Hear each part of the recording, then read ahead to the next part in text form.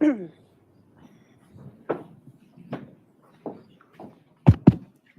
morning, everyone.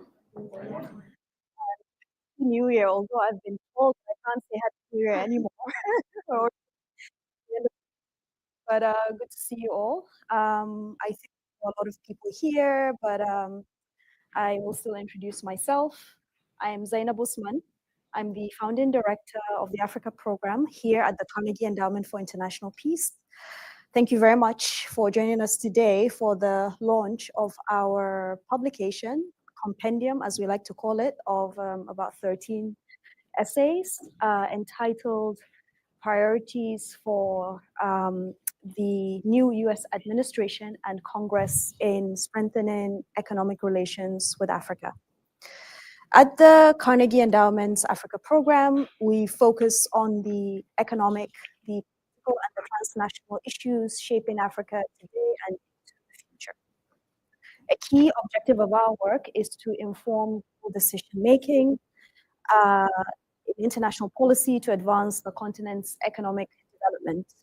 We do this by producing technical analysis on key policy areas, energy, trade, investment, technology, Africa's external relations, etc., each of which is represented in the publication we are here to discuss today. With a new administration in the US White House, the policy environment in Washington, D.C. is very fluid, very dynamic, and very exciting. President Donald Trump is moving swiftly to implement a far-reaching domestic and foreign policy agenda. There is thus an important imperative for organizations like ours here at the Carnegie Endowment for International Peace to help global stakeholders better understand this rapidly evolving operating environment. From energy and trade policy to development assistance and digital technologies, prevailing norms and modes of operations are being upended. These are norms and ways of thinking that previously seemed immutable. There is a lot of uncertainty, but there is also a lot of opportunity for reimagination. For Africa, the new administration of Trump has an opportunity to boldly reimagine and reposition the US economic relationship with the continent.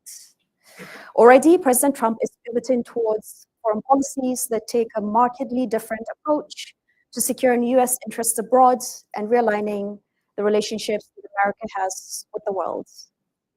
Recognizing this foreign policy shift, the Carnegie Africa Program, since 2024, decided to leverage its network of experts and existing streams of work to identify high-impact areas with the potential to strengthen the US-Africa economic relationship.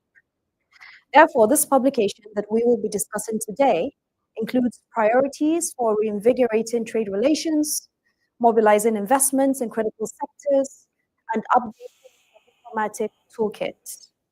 Framed as a compendium of 13, actually it's 12 chapters, mechanisms that the new administration can capitalize on to advance US strategic interests for the mutual benefit of the United States. Here in the Africa Program, we are fortunate to be joined this morning by leading scholars on various aspects of the US-Africa economic relationship. And I want to thank the entire Africa Program at the Carnegie Endowment for International Peace, as well as our communication staff for their excellent work in the development of this publication. So we're going to begin shortly, and we're here today to officially launch the compendium and hear from some of the chapter authors. As part of our discussion, I want to introduce those who will be participating. We have Yinka Degoke, editor of Semaphore Africa, who will moderate a panel on priorities for trade investment, featuring colleagues Katie O, Nicholas, as well as myself. And then we have Senior Fellow and Director of the American Statecraft Program here at Carnegie, Chris Chivis, who will moderate a panel on updating the U.S. diplomacy toolkit, featuring Africa Program fellow Jane Munga and our colleague Ramsey Day. So let me introduce the participants for the first panel. But actually, before I do that, let me quickly walk you through our run of show. So we have about 1 hour 15 and 1 hour 20 minutes for this discussion today. The first panel is going to take about 30 minutes, and then we're going to have a 10-minute session. And then we'll switch to the second panel, which will also take around the same time, 30 minutes for the discussion, 10 minutes for Q&A, and then we'll close for the day. I would like to welcome to the stage Yinka, Katie, and Nicholas. And please read their bios online. They're all very accomplished people. Okay, so. Okay. All right. Thank you for that, Zainab. First of all, I'm Yinka Adigoke. I am the editor of Center for Africa. We are publications that covers geopolitics and the business and trade and economics across the continent. We're part of the larger Center for group. I'd like to start by congratulating the Carnegie team on an excellent compendium. I haven't been through all of it, but I have been through some of it, and it really does, get into a lot of the big topics that people in this room and online are really curious about. It's the question that I get asked about the most in terms of how are things going to change, what does this mean?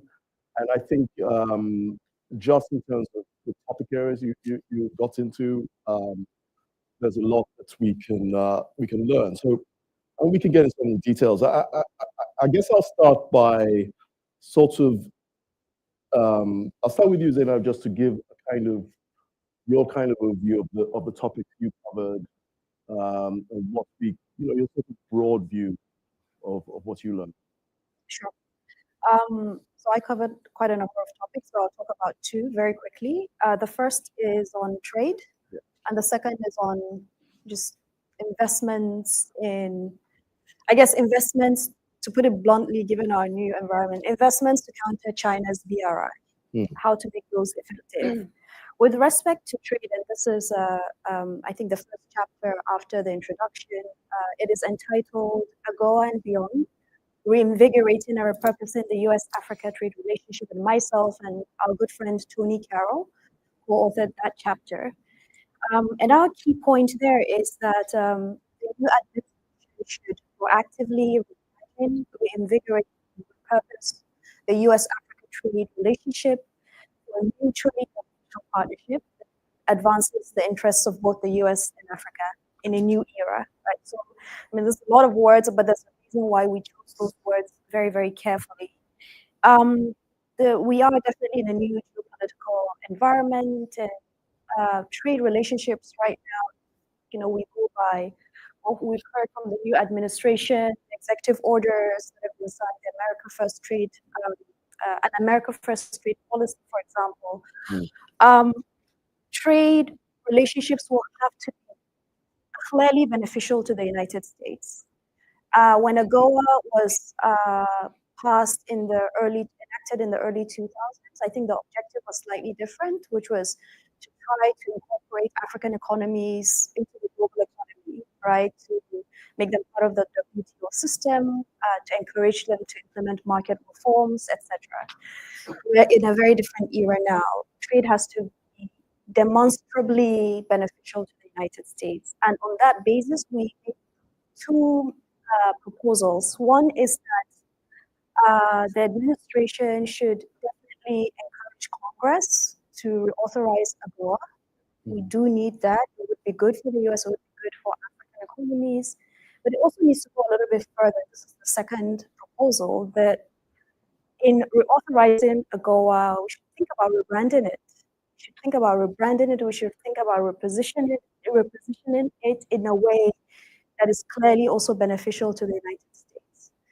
And there are specific areas, industries that we know the U.S. needs to diversify supply chains, minerals, being a primary case. And then we have specific recommendations in terms of how these ideas can be carried forward. But one that I would like to really highlight, in addition to the rebranding, that AGOA can become a strategic trade and economic partnership with Africa. The second key thing I want to highlight is that there's the need to restore the Trade Hubs program that used to be in existence, anchored by entities like USAID, for example, to increase AGOA utilization and support trade facilitation initiatives. So that's one a topic on trade, and then very quickly on investments. I think this is quite important to the entire conversation. This is the chapter 2, and it's entitled "Beyond the Lobito Corridor: Mobilizing U.S. Investments in Africa's Critical Minerals to Support Industrialization." And here, the case that we make is that the U.S. absolutely wants to and needs to provide a tangible, high-impact alternative to China's Belt and Road Initiative in Africa, and specifically aspects of the Belt and Road Initiative that are geared at supporting industrialization objectives in Africa. So the previous administration's Partnership for Global Infrastructure Investment, that was a very good start with the Lobito Corridor project. But I think this administration has an opportunity to push things even further by, first of all, building on the momentum of the Lobito Corridor project to incorporate the refining of minerals and the manufacture of some components for whether it's renewable energy, defense industrial applications in Africa. So having some of the midstream segment of the minerals value chain located in Africa, mobilizing U.S. investments around that. And then the second proposal, which is, we're into bold ideas, but I would admit that this is kind of stratospheric, but we make it nevertheless because that's what we should be doing as think tanks. That the administration should consider actually a second corridor project in West Africa. Okay. Focused on, again, building out the region's critical minerals value chains to meet the needs also of diversifying supply chains from China. And then, of course, meeting African priorities for alcohol value addition. And then we have specific recommendations on how these ideas can be carried forward. So I'm going to stop there. Yeah, can I just take you just very quickly back to AGOA? You used the words, make it demonstrably beneficial. Does that imply it isn't right now? I mean, isn't there enough there for the United States while also benefit trade on the continent? Yeah, so that's a very, very good question. I think it depends on how you look at it. In aggregate, trade with Africa, two-way trade with Africa constitutes less than 2% of U.S. total global trade. Right, so AGOA can be, you can put an X on AGOA, and maybe there are a few discrete U.S. that would notice, I don't know, but it really might not matter that much. And again, if you go back to the objectives of the enactment of AGOA, you could read the Development Act, the legislation at the time. The objectives were very, very, very different. Like this was meant to help Africa, and then remember, AGOA is non-reciprocal, right? So African countries get access to the U.S. market for 1,500 product lines.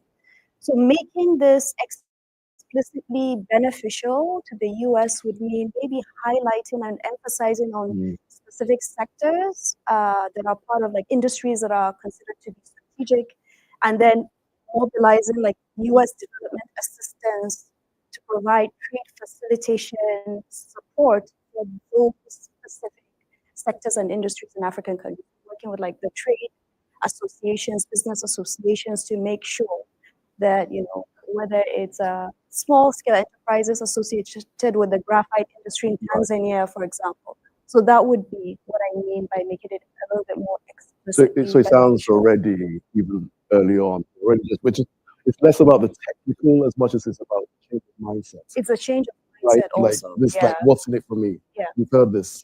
Yeah. Kate, I'll come to you just to talk about your your chapter, kind of the priorities you laid out. Sure, thank you. So I focused on energy investment. And the context that I want to highlight here is that there are many countries around the world, including in Africa, where achieving energy security is crucial to U.S. national interests. And so in Africa, we can think about countries like Zambia that have amazing mineral resources.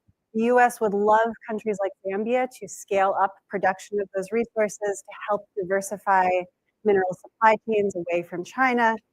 The problem is that Zambia, along with many other countries in Africa, faces severe energy shortages, energy that is crucial to run those mines, to do processing, to do any of the manufacturing that these countries aspire to do in supply chains. Zambia, for example, over the summer was facing a historic drought, was shutting off their grid power for almost 24 hours at a time. None of the mining activities and industrialization that the U.S. wants to see happen in countries like Zambia can happen as long as that's the reality. And when you think about the tools that the U.S. has to invest in energy solutions in countries like that, there's three big problems. One is one power plant here through DFC. Maybe we're doing another little thing over here through USTDA or EXIM. It's very hard to approach the transformation of a country's energy sector in a way that is effective. Second, we have very few resources that can actually build out public infrastructure that these countries need. So we're very good at financing the private sector-led stuff. DFC is great at providing loans and guarantees to developers who want to do power plants. That's actually not what many of these countries need. First, they need a functioning grid system. They need public infrastructure, and we don't have tools to provide that in many cases. And that's been a source of frustration for many of our African partners who want something that we're not necessarily able to offer.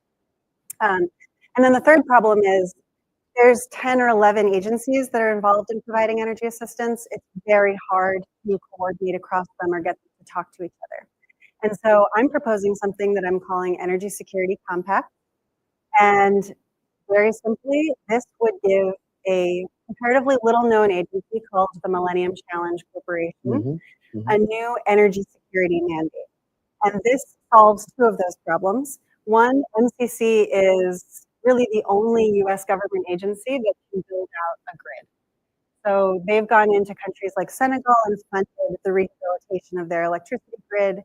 They can do the hard stuff that really nobody else in US government can do. Second, they don't approach it project by project. They look holistically at what a country as a whole needs, and they have a very robust kind of assessment that they go through with that country to figure out what the most impactful investments would be.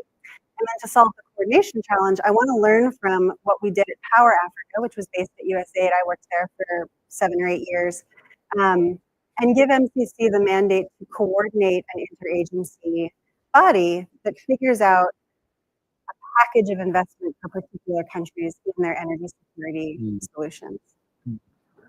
Again, I guess, excuse me. Again, I guess the how do you simplify it down to what's in it for the US? How do you know, when you think about how this went, you started out talking about it, but Yeah. just the really, TLDR. Well, the TLDR is making the case that energy security and energy access is not something that we should invest in globally because it's nice for people and the US engages in charity.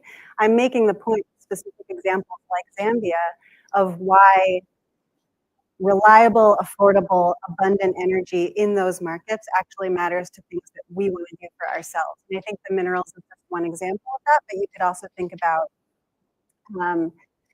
security issues. You can think about all sorts of ways in which that's the case. And I want the administration to think strategically about where those use cases are and focus US resources on specific countries where there's a real chance to do mutually beneficial work. Nicholas, you also have a chapter. I'd love to hear what the priorities are for you. All right, thank you. So, like in all the chapters, it is a matter very much of framing, right? Yes. But it's a framing that responds to a very real problem. And if we look at the African position in the international financial system, if you look at the latest international World Bank International Debt Report, we see evidence that there's resource outflow from Africa, net resource outflow, right? We know a lot of African countries suffer from high levels of indebtedness. And obviously, this has very real consequences for economic stability and political stability on the continent. What we also see is that even though the Western countries have gained ground somewhat in the past few years, China still led individually, not in aggregate, in terms of resource allocation towards African countries, right? And so, in a situation of financial instability, let's put it that way, and in which various powers are competing for space in the African continent, it's been a while that people have encouraged the West and the U.S. particularly to do more to provide the resources for African countries. If staving off economic and political instability and even collapse in some cases is obviously important for preventing mass migration, but also throwing African countries, let's say, on the lap of these competing powers. We know countries like China and Russia, they're particularly adept at operating these very unstable environments, right? So there's two considerations. So that is the importance of keeping the stability of U.S. allies and preventing others from turning to the other camp, right? Again, the framing issue. It's funny because we're reversing something that has long been a long-standing tendency. When you look at U.S. aid, the U.S. Action in the multilateral system, traditionally, it's been framed in very altruistic terms.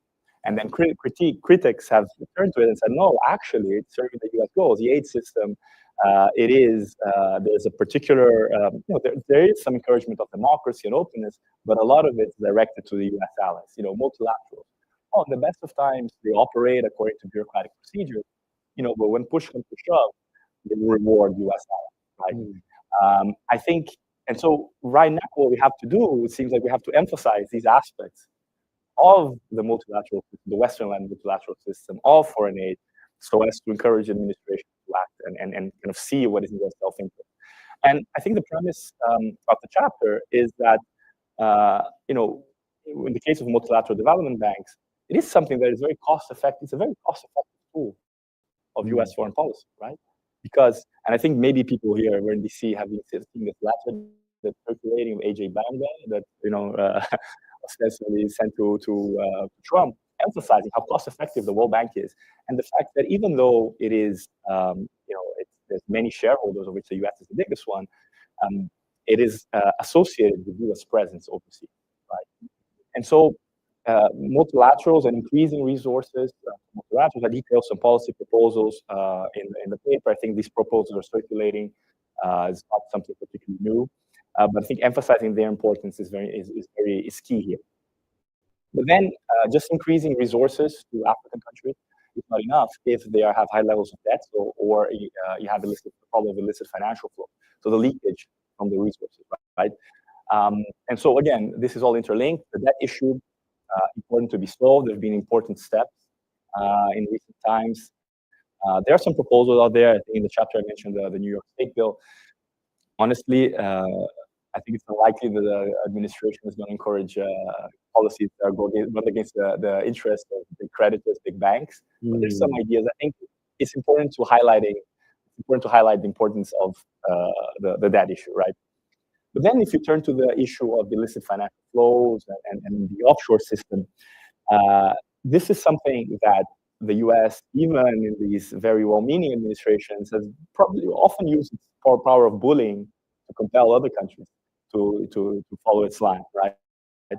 And if you think about directing resources to these countries, and that actually many of these resources get, sent away from the country, capital flight.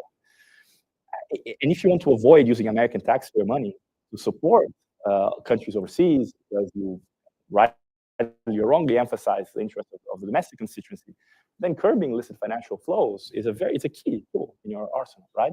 And the U.S. knows how to do it. It's done it in the past, very unilaterally against its allies or not. And so There is the importance of tackling the problems of the offshore financial system, the offshore financial centers in big economies and small economies, but also encouraging reforms in the African countries themselves, which we all have a lot of in the financial systems, that there are a lot of problems that enable kind of corruption and capital flight. So again, the framing, but I think just to finalize here, if the administration has an agenda of disruption, right, it could, one potential politically feasible strategy to do like a two-sided strategy, a little bit of disruption, but then you could work quietly through the multilateral policies that gain allies. So I think it's a matter of thinking about navigating these new political times. Yeah, I mean, that point about disruption is what we're seeing, and most of it is we're seeing it because we're here in DC. A lot of what we're seeing is domestic focus, right? But there clearly there's a broader kind of, like, philosophy. Yeah, we know what that is. Zainab, what are you seeing in terms of the kind of unintended consequences that I mean, through the work you've done with this compendium and beyond that you're thinking about in terms of these executive orders, all these sort of decisions being made, Congress being bypassed, the whole the games. What are you thinking about that we should be paying attention to? I mean, the interesting thing about our new environment is that it is so fluid and very exciting that you really don't know by tomorrow if your priors are going to change, right? So for now, let's see where we're at tomorrow. I would say I want to emphasize maybe two things. First is with respect to trade, clearly an overarching and very disruptive trade agenda was a key campaign pledge for President Trump, and this is going to be a key kind of policy thrust. You know, look at the executive order signed on January 20th, the American First Trade Policy. There are reasons there to be, you know, to be kind of a little bit optimistic, and then there are areas where we still don't have a lot of information. We know that, for example, trade deals and trade agreements are not off the table at all, but a lot of negotiations will happen to make to kind of underpin new trade agreements. In that executive order, it was articulated very, very clearly that USTR is going to consider sectoral trade agreements and then bilateral trade agreements. So in the case of the African continent, for example, remember that it was the first administration to introduce the idea of a potential free trade agreement FTA with Kenya. Began that negotiation, and then under the Biden administration, Kenya FTA into an STIP. That's right. And maybe now the Kenya FTA might come back on the table. Maybe a few other countries hope to have an FTA. I don't know. So that's an area that looks very interesting. And then with respect to sectoral trade agreements, I think we should probably expect the administration to consider critical minerals agreements.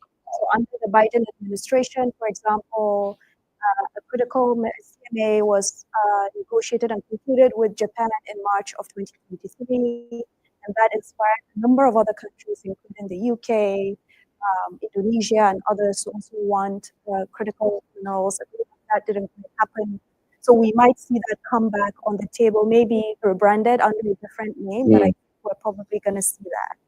So a second area I want to talk about is still related to trade, and this is maybe where there's a lot of uncertainty, is if the idea of universal tariffs actually gets implemented. And I think that might happen in various ways. What could be the future of the preferential trade program? So AGOA, Integrated Opportunity Act. But even for the African continent, there are other preferential trade programs, GSP, the Generalized System of Preferences, which already expired in 2021. And then for other regions, you have Caribbean Basin Initiative, etc. So what is going to happen to those programs? Are they also going to be subject to the universal tariffs, or are they going to be exempt? We really don't know. The third and final thing I'll mention is, again, going back to quote unquote critical minerals. That's an area where I think there are reasons to be a little bit optimistic, because so far there's no negative framing in terms of what we've heard or what we've seen, even with the executive orders. I think there's an opportunity there maybe to present useful ideas that could be considered. So for African countries, I think that could be the basis of striking deals or some kinds of negotiations with the White House. Yeah, I mean, if you wanted, I guess another framing is just there's a new report out by a about how far along China is in terms of its control of the global mineral supply chain. I guess if you framed it that way, maybe that might be something that this administration might be interested in. I don't know. I mean, how are you? What have you seen, Katie, in terms of the executive orders and all that? Has you either concerned or optimistic? No, I'm pretty concerned. So I've been thinking a lot about, obviously there's horrible kind of immediate term implications when programs are shut off around the world. But I'm also thinking about the long-term implications of what does this say to our partners about the U.S. credibility as a funder that they can depend on, as a partner who pays its bills on time, who will follow through on commitments it's made. And I think the big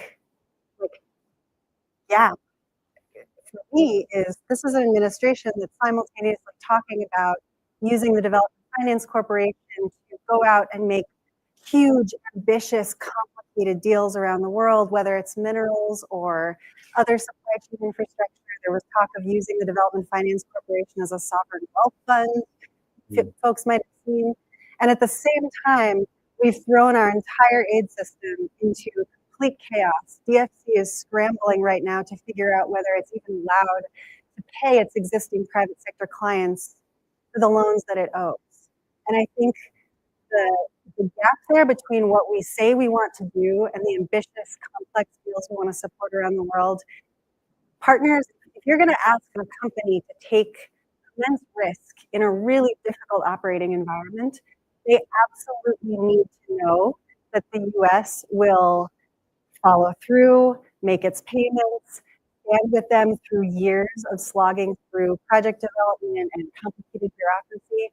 And my worry is that we're proving we're actually not that partner. And I worry about the long-term implications of that. Lastly to you, Nicholas, what are you concerned about? And then we go to Well, the three areas that I discussed, I think there's no negative signs in two of them. One of them is a bit more worrying. So firstly, the good side on debt, we don't see this rhetoric weaponizing debt diplomacy or really using that as a means of targeting China. And so it seems like so far the debt issue has been left more to technical workings that have been happening for the past 4 or 5 years. The global sovereign debt. So it doesn't seem that the administration is going to really undermine the progress in that. On the multilaterals, haven't seen many signs that they'll stand in the way, for example, of IDA replenishment. So far, maybe some people in the audience might be better informed, but so far I don't see any too worrying signs. What is worrying, and perhaps not so much in the spotlight, is what they have done in revoking the U.S. to the OECD rules on multinational taxation. And I think that bodes ill for thinking about tackling, offshore systems and the ability of states to effectively tax corporations and individuals, right? And that really works against Africa's interests. We've seen, we know Africa has this proposal to tax multinationals to bring tax governance to the UN. The US is unlikely to subscribe to that right now. So that I see that as a more worrying area. Okay. All right. I think we have about 10 minutes for Q&A. Is there a mic somewhere? Any questions? This one there, sir, and another one there. Okay, we'll start here, sir. Hi, Chris McRae. I'm very interested in what I understood of the sort of branding opportunity on both sides to make this a sort of long-term business development. I'm wondering how do you see the branding, for example, of Carnegie? Should you maybe have a brand like Carnegie Africa Business to sort of be a long-term space for electricity, for AI, for whichever industries you see as, needing a sort of 10-year development or something? Or if that's not possible to do that with Carnegie, who's actually going to lead over the next 10 years, the sort of vision you're talking about, but from this side, and how are they going to set a good example for the African Union or whoever is supposed to be the reciprocal side? Should we take one more there and in the front here? Thank you so much. My name is Arthur Simwe, and I'm the DCM for Rwanda. Thank you so much for this report. When I peruse through, it's a solid report that gives very good recommendations. I have two quick questions. One, straight to Zainab. What do you think is the future of the Africa Continental Free Trade Area that we've been, pushing for the last 3 or so years? What do you think is the future of this initiative in the face of the new administration? That's number one. Number two, if we reversed your roles there and assume the African Union has hired your services to provide, strategic guidance to the continent on how it should relate to the new administration, what is one single piece of advice in your different sectors, energy, financial inclusion, and trade? What would you advise some of the African countries to do in terms of, picking the interest of the U.S., of the new administration, in any of the areas in trade, in energy, and financial sector? What's that one single thing you would advise the African governments to do? Thank you. Great question. And one last one here, and then we'll just wrap up quickly. Thank you. Am I gonna? Yeah, yeah. I'm ambassador of Madagascar and former Minister of Industry and Trade of the country also. So I would like first to thank you for your point for an update for AGOA. So since Madagascar is on the top 3 main exporters under AGOA to the USA, and we are also a big destination in terms of critical minerals. And as information, we just received our first US FTA in terms of critical minerals. So my question is just to, under the Africa Free Trade Area and the AGOA, is there any strategic, let's say, partnership to deal with what you said on both trade and investment negotiation? And my second question, in terms of critical minerals, is Africa has or planning to have like a Africa global strategic, let's say, approach, because all Africa is the destination when you talk about critical minerals also. Thank you again. Okay, thank you. Because of time, we're just going to... One more. Sorry? So do you want to just take the first couple on trade, Okay. Zainab? Sure. I think they were asking about the future of the free trade agreement. Free trade, But we should also talk about the branding and how we rebrand this whole thing into as a business. You are asking me a question that is meant for the maybe president of Carnegie. I don't know if I'm able to answer that. But I think you on a serious note, there's something you're hinting at there, that there's a need for having a number of entities, stakeholders, to continue to champion this cause of having a strategic repositioning with respect to how Africa is seen in the US. And this is something that would take a number of years to do. Like, you have to make a case, you have to come up with clear recommendations, you have to build alliances and then push certain ideas through. In a sense, that's what we are trying to do. There are also other think tanks who are, trying to do the same thing. But that's all I can say for now, but I think I understand your question. I'm happy to take this offline too. With respect to AFCFTA and just generally, what should African stakeholders do, if I understand you correctly? One advice I would give is for African stakeholders to understand that we are now in a world of great power competition.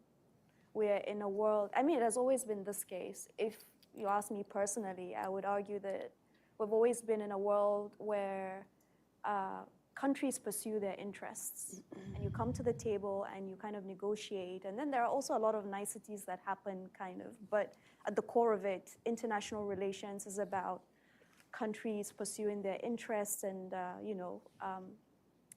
finding ways to reach some kind of agreement and consensus with others. But I think we're now in a world where a lot of those niceties are being stripped away. I worry that a lot of African stakeholders don't get it. I absolutely hear Katie's concerns about cuts, the freeze and stoppage of US development assistance as well as US funded programs.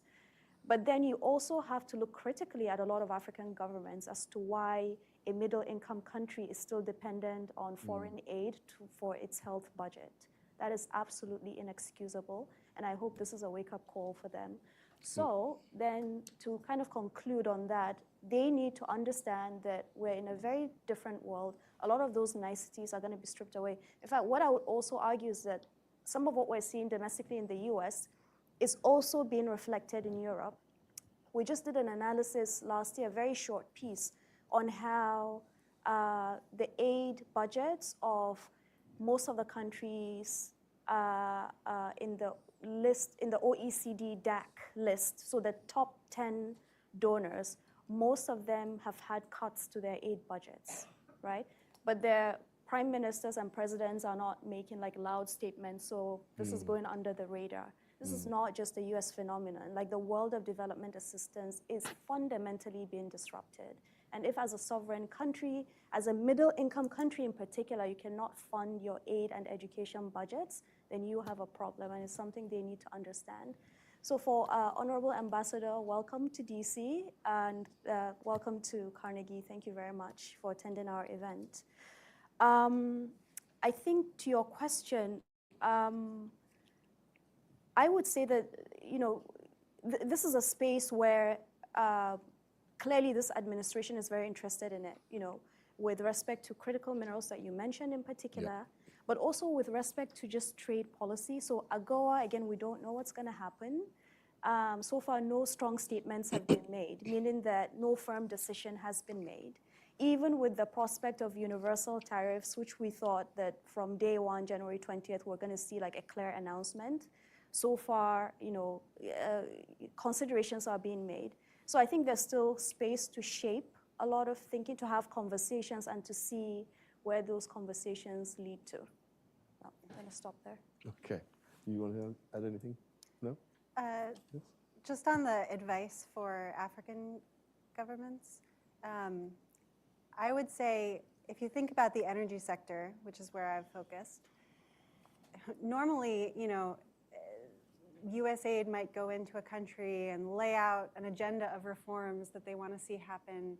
And that's that's backwards. That's not how this conversation should happen. And I think there is a window for African governments to flip the script, because I think this administration will have much less appetite when it feels like it has more interest in resolving specific problems than its African partner does. And I think African countries who want to do ambitious things in the energy sector should step up and say, here are the big changes that we want to make. Here's our plan to do it. Here's what we need from the US. And that will open up, I hope, a really productive conversation.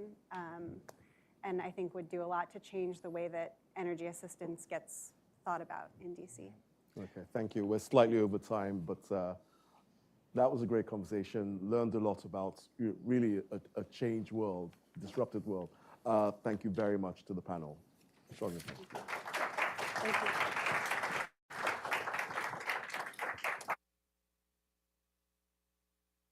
The second panel, and I'd like to call Chris Chivis to the stage, Ramsey Day, and Jane Monga. I will step in.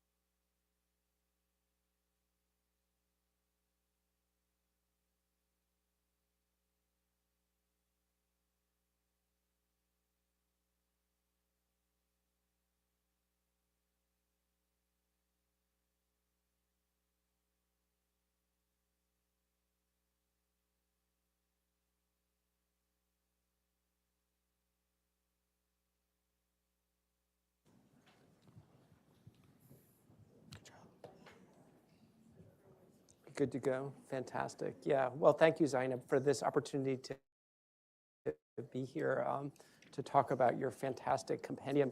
And one of the things that I want to tell everyone in the audience is that, I heard that this was a compendium, and sometimes that's kind of intimidating. It's sort of like you think this is going to take me how many weeks to get through it. But this is not only packed with fantastic ideas that are coming really at exactly the right time, I think, in our policy discussion here. Chaotic, no question about it, but also, an opportunity to put fresh ideas out there. And so it's packed with these sort of gems, but it's also presented in a way that's really digestible. I mean, I started reading through it this morning, and I was surprised about how quickly I was able to absorb so much information. It's not because of me, it's because of the way that it's structured. I mean, your two chapters, each of them really only took me like 5 minutes to read. I was planning it was going to take like, half an hour, 45 minutes. And it's not because there's not an enormous amount of substance in there. There is, but it's just really to the point, which I just personally appreciate so much. So you were already introduced, but again, just briefly, Jane Monga is my colleague here. She's a fellow in the Carnegie Africa Program who focuses on technology, policy, and U.S. tech relations with Africa. Ramsey now works in the private sector for a leading AI firm, but was formerly an assistant administrator for Africa at USAID, so a depth of experience. Maybe we should start, Jane, let's start with you. I mean, your chapter deals with how the United States can deepen both its cyber relationship with Africa and also with AI. And I think one of the things that I want to hear just sort of your top line points, but also one of the things that had came up before in the conversations, I know others have referred to it already today, is what's in it for the United States? Because I think we really have to be thinking about it from that perspective. If we're talking about U.S. government policies and initiatives with Africa. Obviously, there's a lot more to America than the government. We've got the private sector, which can do all kinds of things, NGOs as well. But so talk to me about your how, when it comes to cyber and when it comes to AI, America can partner with Africa. Sure, thank you so much, and good morning to everyone, and thank you for being here. Thank you, Chris, for those kind comments. It was really fun writing this. And I also want to point out that I'm a co-author in this piece. Coffee, Sylvester Kwanzaa is the co-author. I don't know if I took the short straw or long straw to be here, so but happy to represent our views. So the question you asked, I think, is critical to also how we framed the piece, because we wanted to try and give a story of why it matters for the U.S. to reset its foreign policy with Africa with a specific focus on tech. So we looked at this at two very broad perspectives, first from an African perspective and from a U.S. perspective, because I think, as you said, we're in a time where we're in almost realistic international politics, where it's now about your interests and how you balance those interests with your partners. So we looked at what's happening within the African continent. For the past decade, there has been a lot of flurry of activities and growth, economic growth that is being contributed by technology, a lot of digital transformations. Countries have embraced this. We are now seeing innovations. We're seeing a lot of work on the tech sector just emanating from the continent. So there has been a time where even governments themselves have embraced digital technologies for their transformation. And with the age of AI, we saw last year when the continent under the Africa Union launched the Continental AI Strategy, placing AI at the very center of socioeconomic growth for the continent. This supplements the digital transformation strategy with Africa that had already done that and identified tech as one of the key enablers for a continued growth within the continent. So looking at that, countries have also started to develop their own strategies. We saw one of the biggest economies in the continent, Nigeria, launch its own AI strategy, calling for the development of their own large language model. And so there's that kind of drive that's happening. Now let's come back to the US side. The US side has definitely positioned itself, be the leader of AI. It's not hidden in its foreign policy. It's engaging to be the counterbalance or to be the leader. And they're quite worried about also advances on technology by China within the continent. So we're beginning to understand that the geopolitics are continually influencing the tech scene, and technology in itself is becoming a primary factor for driving how the world is being shaped. So upon this premise, we try to propose then, if technology is a key issue, there's geopolitics, Africa still has a lot of areas that are not connected, and that needs to be done for people to benefit from these technologies. Then what are these areas of complementarities? One thing we saw that we need to start looking at how to get more investments, especially by US companies within the African continent. There's a reason why a lot of African countries have been looking to other partners, is that there has just not been many opportunities for investing, or there's not been many opportunities for having this kind of collaborations with African countries. China, for example, has had a lot of support when it comes to technology, not just the infrastructure, but with funding. So one of the key things that here we proposed is to call for an AI flagship project. We didn't give it a name, but now I think I can call it Stargate Africa, I think, since we have Stargate here. But the essence is, how do we start building the capacities of Africa's AI race? That means we need critical infrastructure to do this. We need compute, we need skills, I mean, the whole breadth. So there's opportunities for obviously, energy. Too. I mean, yes, Katie talked about energy issue. You can't run technology, especially AI, and training these models without energy, which is a critical factor. Sure. And I think now the US can position itself. And secondly, the more we go to a more connected world, what happens in the continent is going to impact here. There's a study that says by 2040, we're going to be hyper-connected, meaning your digital transaction here can impact somebody who's in another part of the world. So you need to secure this infrastructure. The US has had a big cybersecurity international policy that calls for safe, secure digital infrastructure. So we saw these as a natural convergence of not just AI, but also safe and secure, and also calling for the current instruments to be repackaged. There was talk of Prosper Africa, so we looked at that as one of the areas that can be used, because it was a Trump 1.0 initiative, so even at 2.0, we would want to see how that can be further facilitated to continue on tech. And secondly is the Digital Transformation with Africa initiative that was in the past administration I'm sure that will be disrupted. A lot of things have been disrupted from that administration.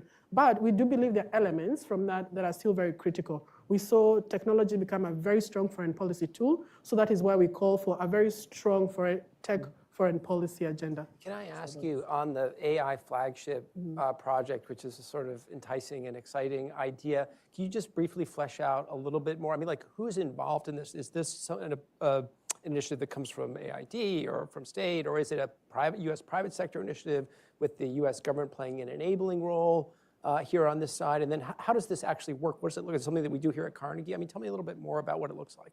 Sure. We look at this, at how already these kind of partnerships are forming. Tech is not something fast you can do alone, whether you're private sector or, especially when you're going out, you need both the private sector and government. So it needs to be a collaboration between the two. So market-driven, because I think technology needs to be market-driven. The expertise is within the market. But then you need also to offset some of the risks when you're going to invest in some of these countries. So you need some kind of financial backing, maybe by DFC or any other financial instruments through the US. I don't know about USAID. I think Ramsey Day can talk about the strengths of USAID, but I don't believe the USAID would probably be that instrument. I think there's MCC or Prosper. There's been a lot of conversations around that to try and see how to engage with more financial instruments in that area. So a collaboration that tries to use convened or pooled resources is very important, like PG2, that was one of the initiatives, and that also tries to drive the interest of the private sector. So bring the private sector, I think, to make something like that work, of course, yeah. The same issue I think that was mentioned in the energy sector is what you are seeing in the technology sector. You need to start pooling resources. DTA did that because they tried to bring so many interests of the government. But I think now we need to see a collaboration, not just between the government itself, but also how do you bring the big tech companies? There was the PGIA, Partnership for Global AI, that was launched at ANGA last year by the US government. This brought NVIDIA, Google, and all these other players. I think that's a beginning to look at. We also mentioned it in our paper because such a kind of gathering first brings the talent that you need, because you also ask, what do you need? You need talent, you need compute, you need infrastructure.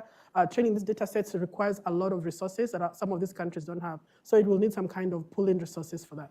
That's great, and we could obviously talk about that at great length, but Ramsey, I want to get to your article here, which is really strategic, so it's right up my alley as the director of the American Statecraft Program here at Carnegie. And you're basically, it's like a clarion call for reframing the U.S. Africa relationship.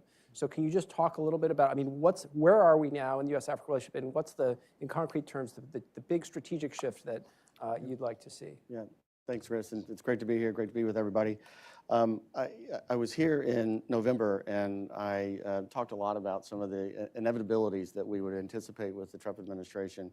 And one of those was that it's not going to be business as usual. And I think the last couple of weeks have proven that to be true. And so I don't want to ignore the elephant in the room when it comes to USAID and the foreign assistance community. So I'll try to weave some of my reflections and thoughts into the diplomatic toolkit that this chapter was focused on. But this really had, there's a lot of recommendations. I'll focus on just three. One of which is to really, as you said, reframe the relationship between the U.S. and Africa. And I really firmly believe that we need to transition that relationship from an aid-based relationship to one that's really rooted in economic cooperation. And every agency in the U.S. government, I think, plays a very important role in that, including the foreign assistance apparatus. However, that does mean that it doesn't come without very, very difficult decisions. It means that we should not do certain things that we have traditionally done in foreign assistance. And so I think there has to be a lot of scrutiny, and there clearly is going to be a lot of scrutiny. Have these programs really delivered results? Are the partners been very effective? I think there's been some real questions about the multilateral multilateral organizations and their effectiveness. Are the countries themselves committed? Are we more committed than the countries that we're working with? I think, are some programs just simply outside the scope of the U.S. government? I think beekeeping programs are great, but is that really in the scope of the U.S. government? And I think in many ways, Secretary Rubio really got it right in his questions in his January 22nd statement is this program or is this engagement making America safer? Is it making America stronger, or is it making America more prosperous? And so I think we really have to press any program that we're going to be pursuing in those in that kind of light. Now, I also think too that there is always going to be a debate about how do we advance this kind of new idea, new way of doing foreign assistance, new way of doing diplomacy. There's a surgical way with a scalpel, or you can use a stick of dynamite and wipe the slate clean. I think that's what we've seen over the last few days. And I think some programs will be rebuilt and continued as is. Some programs and initiatives will be continued, but they'll be modified, and then some will simply not be, not be pursued. And I think ultimately, this is a huge challenge, I think, for the foreign assistance community. But at the same time, I do think it's a huge opportunity. And anyone who has worked in foreign assistance for any amount of time, I think, would recognize that the system needs reform. In many ways, it's broken. And over the years, a lot of my colleagues within the U.S. AID world and community have said that, yeah, we do need to make these changes. But in many ways, there's not the political will to really make those changes. Well, I would argue that the President of the United States has just taken a massive dump truck and full of political will and dumped it on the feet of all of us within this community. And so there's a tremendous opportunity here to completely reframe not only the relationship with Africa, but reframe how USAID and how the foreign assistance community does its work. And so we can certainly have a debate about how that should go about. I certainly believe that we have to focus on the economic component and transition that relationship, particularly in Africa, from an aid-based relationship to an economic relationship. In terms of actions and kind of how to do that, this isn't earth-shattering, but there's a couple of things that I think should be done. Number one is I think the administration should come out, use a platform like a U.S. Africa Business Summit hosted by the White House, operationalized by the State Department, invite the committed African partners that we have to that party, invite every U.S. governor with their international trade offices, because they're closer to the companies in their state, and have a complete coming out party with the message of we want to do business with Africa, and we are truly changing the way we are going to do business and engage with our African partners. Secondly, I do think the president should take a trip to the African continent in the first year. I think that also would send a message. Again, these aren't super creative ideas, but at the same time, it's the messaging inside these kind of platforms. I think that would really send a message. I think he should talk directly to Africans about how he envisions this relationship going forward in ways that only he can. And I think also showcase U.S. commercial projects, not USAID projects, but really focus on U.S. commercial projects. Second, I think we need to get a little bit harder in our country selection and partner process within the foreign assistance community. I think in many cases, and it's been a long time coming, the U.S. is more committed to the development of those countries than the leadership within those countries. And in many cases, I believe that commitment we should take a very, very strong look at. And there's a lot of great data out there about who really is committed. Anthony Kim at the Heritage Foundation and the Index of Economic Freedom, the Atlantic Council and their Index of Prosperity and Freedom, Freedom and Prosperity, the USAID country roadmaps, the MCC scorecards. There's a lot of really objective data out there that can give us a really good snapshot of who really the partners are that we need to focus on. And so And that's part of the great work that Jane has done as well, in that picking those partners and then picking issues that can really advance that relationship. And I personally believe that the digital transformation and AI is really going to be one of the key drivers, and should be one of the key drivers in that transformation. We've seen David Sachs has been appointed as the AI and crypto czar. Love to see an Africa focused person within that office to really kind of drive this, forward. So there's a whole host of actions that I think can be taken, but selecting the countries, and that means that in some cases we have to pull back in our partnership, or at least our foreign assistance partnership with certain other countries. The last thing I'll mention is, and this is, I think, tangential, but at the same time, I think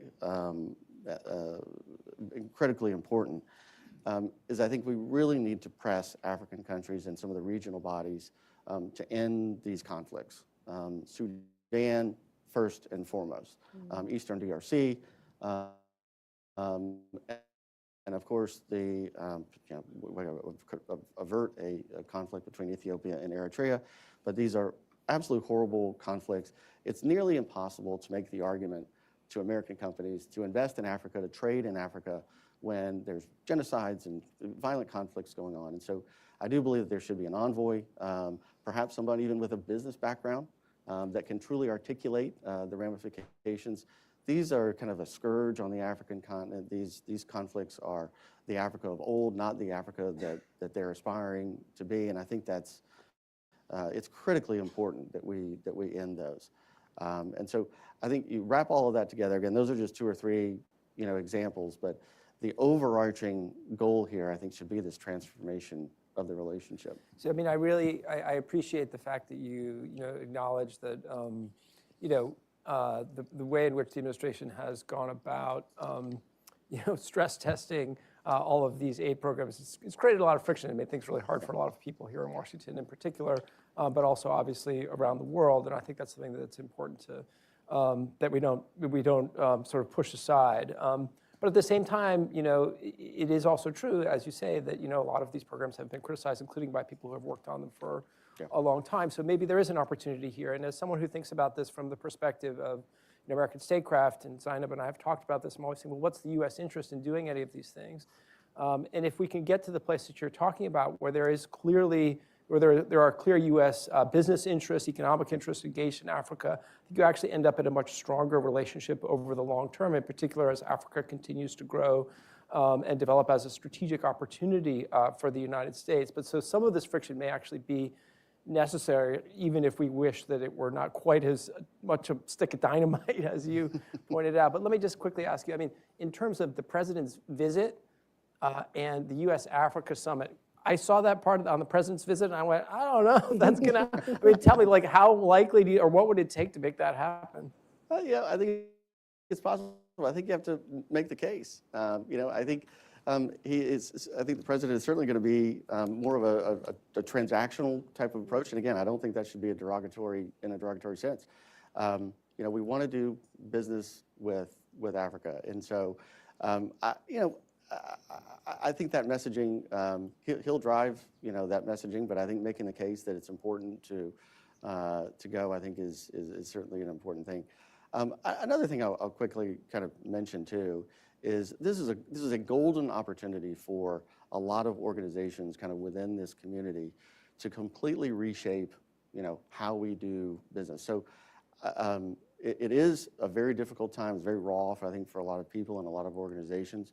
But at the same time, this is an opportunity to bring those big ideas, find those really crucial private sector partnerships that can solve problems on the African continent and solve and create value to the American taxpayer. So a tremendous opportunity here. And again, in the terms of reframing this, like we really have to think about how we really engage with Africans. I sometimes get kind of a little bit of a head scratch when I hear kind of the old and kind of tired adage about teaching a person to fish, rather than giving them a fish.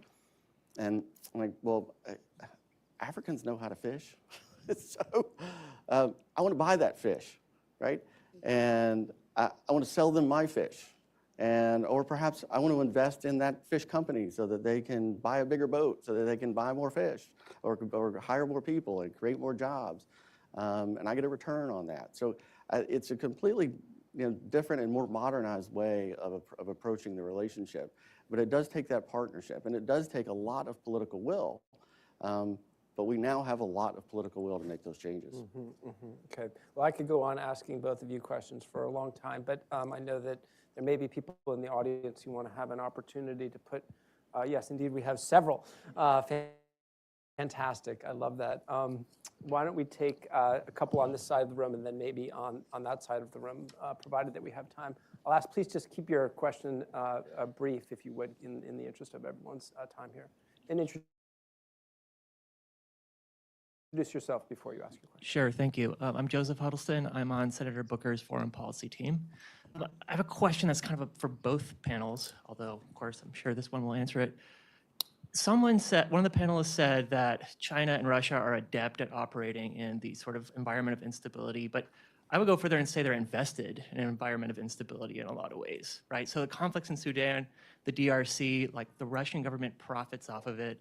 There's gold flowing out of the continent to the UAE, to Russia, funding these conflicts directly. Sort of surgical approach to have a policy to intervene is appropriate. Like there needs to be there might need to be a larger approach. I'm wondering if I can hear your thoughts on how we might deal with this very sort of 2 or even 3 level game that's happening on the continent around conflict and instability.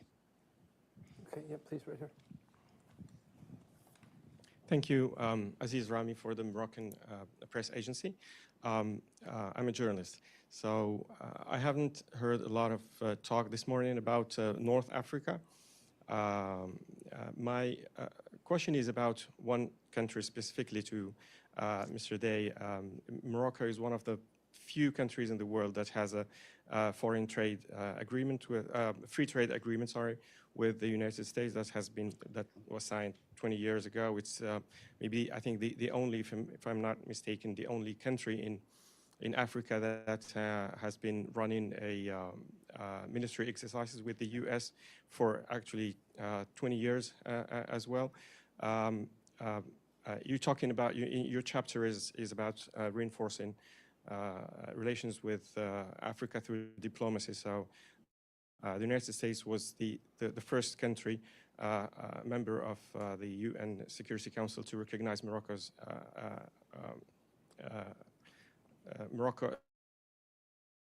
to recognize Western Sahara as a part of Morocco, and that part of the country is now open for business, if you want to speak about economy and trade. My question is, how do you see relations between Morocco and the U.S. going forward under the Trump administration, bearing in mind, as you know, that Trump was the one who recognized this sovereignty of Morocco over Western Sahara? Thank you. Thank you very much. And I think I saw at least one over here. Hi, my name is Marie Lichtenberg. I'm the Executive Director for Planet Aid. We are a network of local organizations working across sub-Saharan Africa with U.S. government and also with private businesses, U.S. businesses, etc. My question is, I think mainly to Ramsey, in your experience as a really experienced U.S. aid official. What are your thoughts on the question of the journey to self-reliance? That was an important initiative that a lot of local organizations especially benefited from and is still benefiting from, really taking a local perspective and moving the needle on self-reliance, working with both private sector and national and local governments. So any perspective on that? The second question is, any thoughts on collaboration, leveraging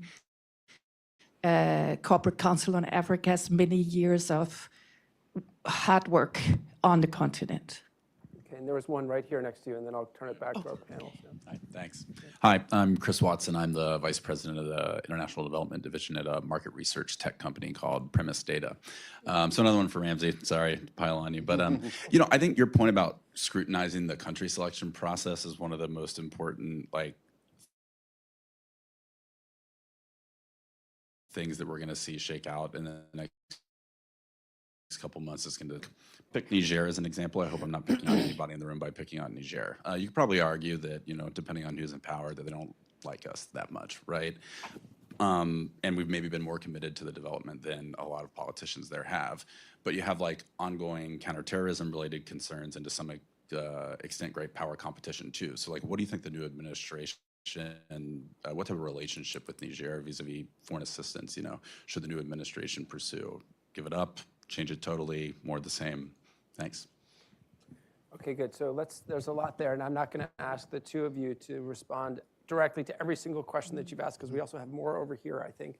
But I'm going to let them respond to the parts that you want to talk about now, and of course you can continue afterwards for anything you want to pick up on an individual basis. But Jane, let me start with you. I mean, you know, what thoughts do these questions provoke? Okay, I think for me the biggest thought that I have was actually provoked by the first question, and I think in our work in the last few years, we've seen that there's no country that thrives on conflict. Africans themselves don't want conflict. So no matter how other partners approach them, I think there's opportunity for African countries also to ensure that they're secure and stable. Because at the end of the day, tech or any other kind of business will need to run on a stable economy, which has been one of the key issues, especially when it comes to digital trade and working with the tech companies between the US and the African continent, is the issue of ensuring there's stability and there is openness to that kind of trading partnership. So I think looking at this issue of how conflict affects the country, I think it's an onus also on African countries that the time for security and stability is also upon them. And no matter how other partners are influencing them or taking advantage of those situations, at the end of the day, for them to thrive, it will need to be a secure continent for their own citizens and for better trade relations. Yeah, well put, well put. Ramsey. Yeah, I'll do perhaps a little rapid fire. I think Morocco has been a terrific partner, and I think this administration is going to prioritize. Well, I should have first say that I'm not a representative of the administration, and so I'm somewhat speculating. But Morocco was part of the Abraham Accords. We've got a free trade agreement with Morocco. I think they are really poised to have a terrific relationship, not only with this administration but administrations going forward. So they've been a terrific partner. On the journey to self-reliance, of course, thanks for the question. I always love talking about the journey to self-reliance. If you're not familiar with it, that was the kind of organizing principle under USAID in the first Trump administration, led by Mark Green, which was the idea that everything we are doing within the agency and the foreign assistance apparatus is to help those countries advance to a point where they can not only be self-reliant, but also moving to a place where they can go from a donor recipient to a partner and potentially even a donor themselves. And that gave us a very, very clear organizing principle back in November when we talked about the kind of priorities for the administration. I had somewhat of a prediction that the principles of the journey to self-reliance would come back. We will see how that all plays out. As we spoke about earlier, there's been somewhat of a kind of a restart here when it comes to the foreign assistance community and within the U.S. government, and how all those things get rebuilt, I think remains to be seen. But the idea and the principle, I think, is still very much in line with everything that the president has said, both in the campaign and everything he's said since then. So I'd say stay tuned. The Corporate Council on Africa has also been always a great partner. It's a great forum, and they put on terrific events and enable that kind of exchange. So that's always been very important. When we were developing the Prosper Africa initiative, they were very, very helpful, as is a lot of other partners as well. So I think those are really strong tools.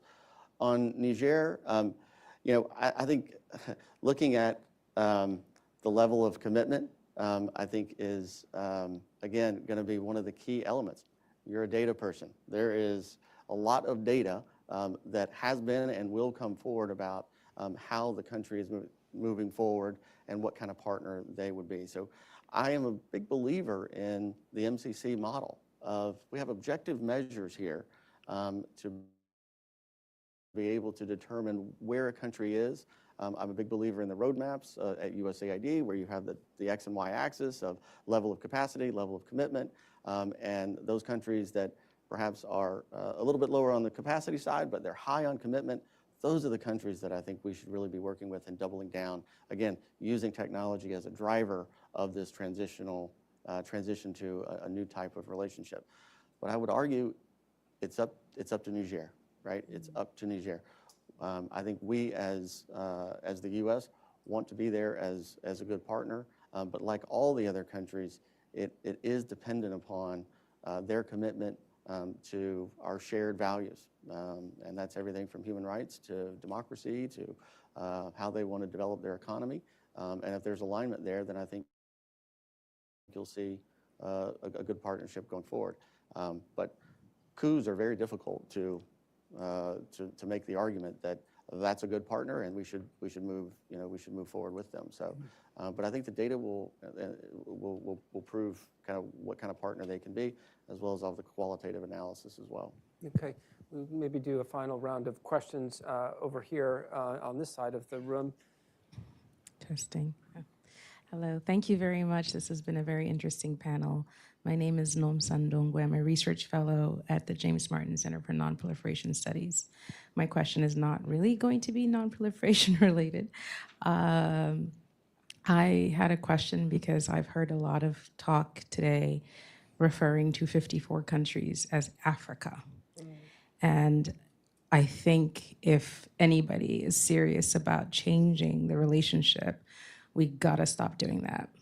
Because just like the gentleman over there asked about North Africa, you have, the different regions and different conflicts or no conflicts. Maybe some things are economic. So I think when we're talking about the approach, I was a little bit concerned to keep hearing it being referred to as the president has to go to Africa. It's like, where? Like, which are the 5 countries that you think are most, ready to partner with this new administration? Would be helpful, I think, going forward, to be a bit more specific and a little bit more intentional about that. So not really a question. It's a challenge that we have whenever we're trying to think strategically about something. We are always forced into these kinds of, simplifications that end up making no one happy. So I appreciate your point. Do we have other questions here? Good morning. You spoke about this new administration having a philosophy of looking for America's benefit when it comes to USAID, like how does this benefit the United States? That seems intuitive. So I was wondering if you could comment on what philosophy from previous administrations has guided USAID. So like, what is the contrast? Was there actually a philosophical difference in what USAID should do? Or was it kind of just like bureaucratic sclerosis? Like you talked about just the lack of political will to change things. Did everyone realize there was a problem? Did everyone share this kind of like America First philosophy, just no one cared enough to change it? Okay, towards the back.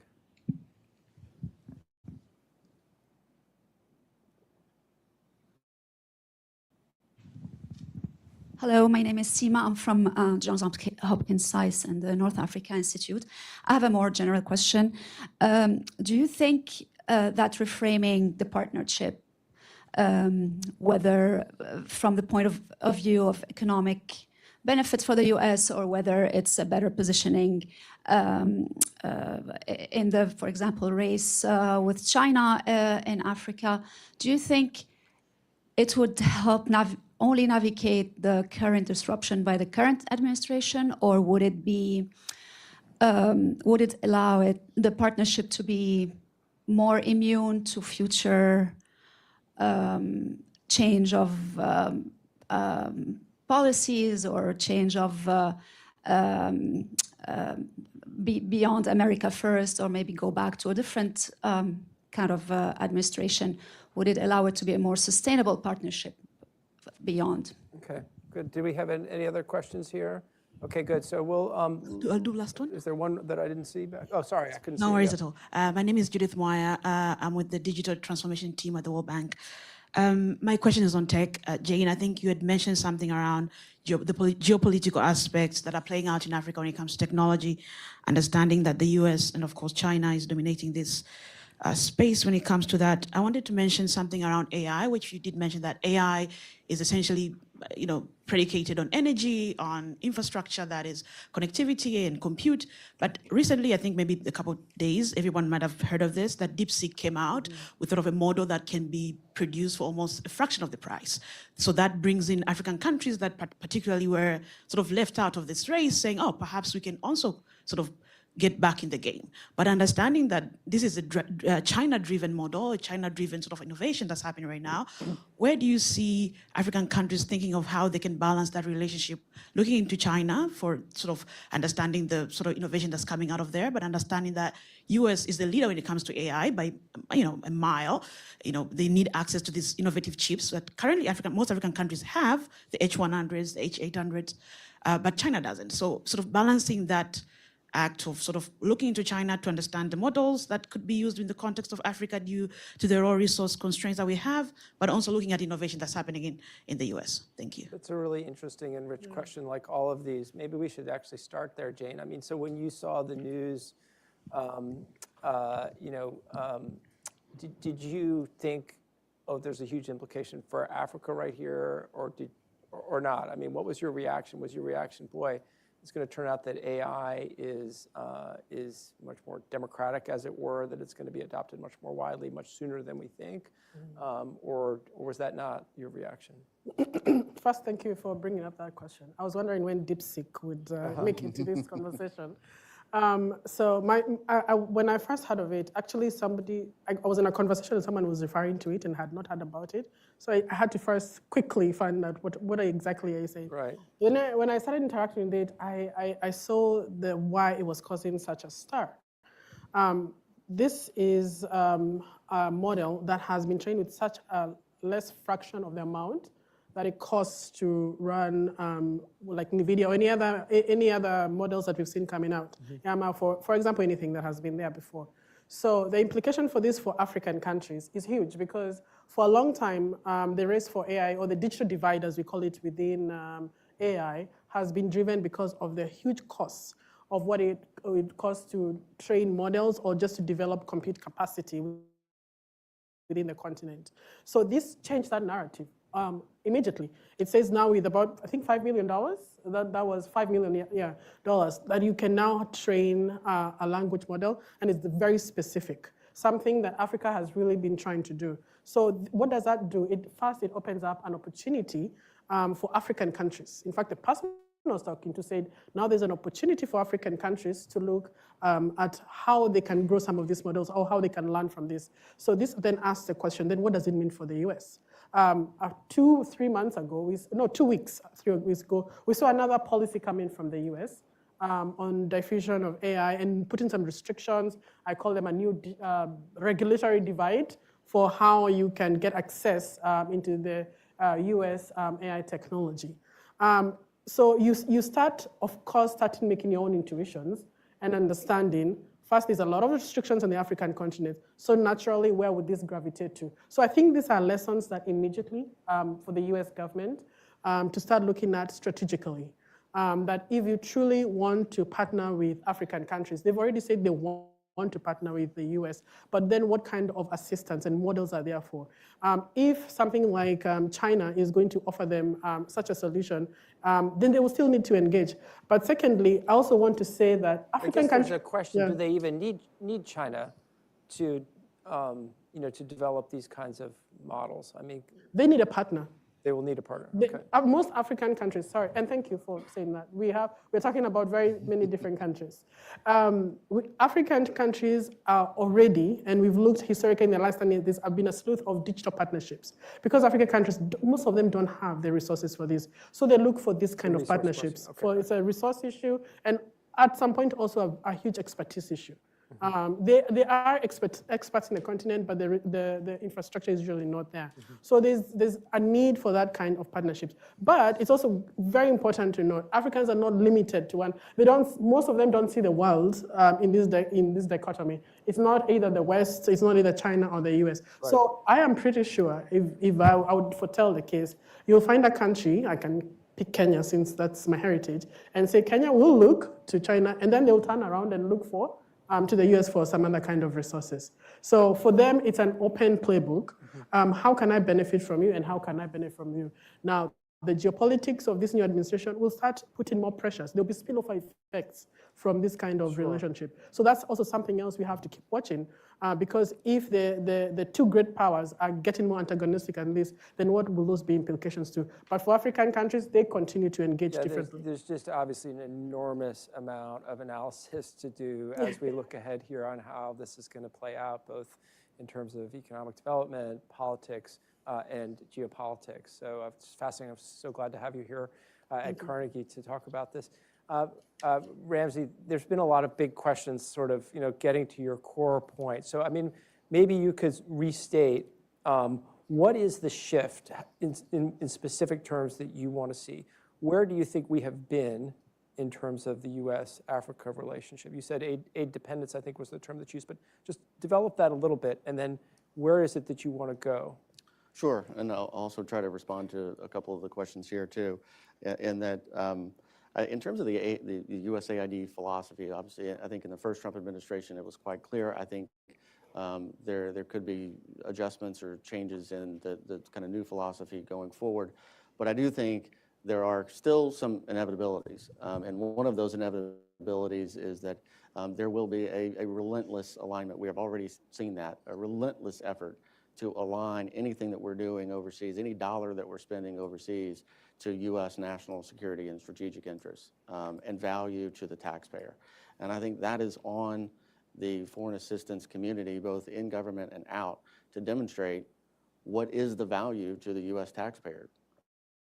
And do we need to get more focused on what exactly we need to do to advance our interests and partner with good, committed partners to move that relationship forward. So, and your point well taken on the lack of Africa being monolithic, and which is why I point to there are good partners and there are not as good partners, and we will have a finite amount of resources, both time, money, and attention, to be able to put towards that. So I think it's also a great point. But at the risk of kind of repeating myself, I think that where we have been now, we have really spread ourselves very, very thin. And we now have a very finite amount of resources. We are in 100+ countries around the world. It is very, very difficult to get out of a country when it comes to USAID foreign aid program leaving that country. We were just talking about how difficult it was to transition out of Albania, which was a NATO member. And there was so much discussion and so much animosity around Albania. But there are so many other countries that really, there are opportunities to create new types of partnerships. And I think that's where the attention needs to be focused on, and how that value can be brought to the American taxpayer. How can we advance our national security interests and strategic interests? But again, I'll go back to Secretary Rubio's questions of, do these engagements make us safer? Do these engagements make us stronger? And do they make us more prosperous? I've focused a lot on the prosperous side of that, and I know there are a lot of others who will focus on the safer and the stronger side.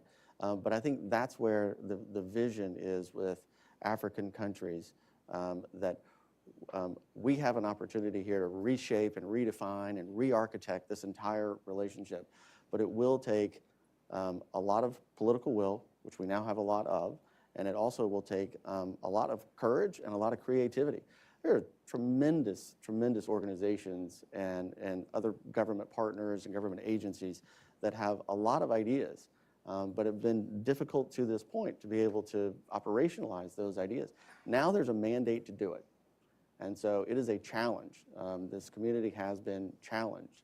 And it's time to kind of step up, bring those big ideas figure out how to partner with different organizations and companies to bring those ideas to fruition. So.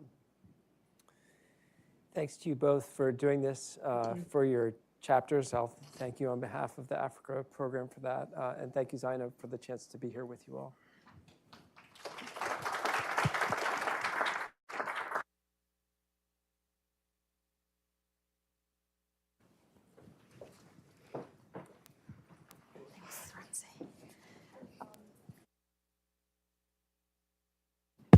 Okay, I'm just gonna give a very quick closing remarks. Standing. Thank you very much to all of our panelists and the moderators for such a rich discussion. And of course, to all of you here for coming today to join us. I want to end on 3 key points. The first is that there's obviously a lot of anxiety, a lot of uncertainty in terms of what's to come. But I think there's also a lot of opportunity here to put forward ideas, to try to seize the political will that is available to reimagine and to reshape things.